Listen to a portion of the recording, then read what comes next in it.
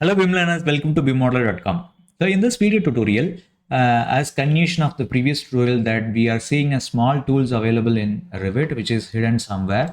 So in Revit family creation, we will be able to see that input family types. Sometimes there are two reasons that you may miss it family type. One is that if you drag and drop the family which contains a family text file which is not loaded by default, you won't be able to see their types, or you will have a type or the parameters which is created and you don't have option to edit it here, which will take much more time. So you will have the text file edited in Excel and then you want to reload them again into family types as a text file.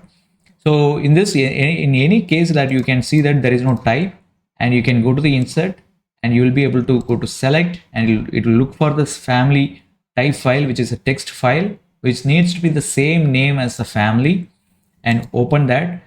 It will ask you to three questions that what you want to do with the existing types and the new types. So I'll go with the middle option, which is overriding, and I'll go and check the types.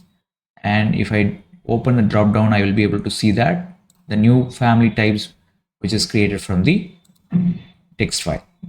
So I hope this tutorial helped you, and also I will link the video how to create the family types and how to edit them, add a new types in the text file and reload them back to the family in video upside.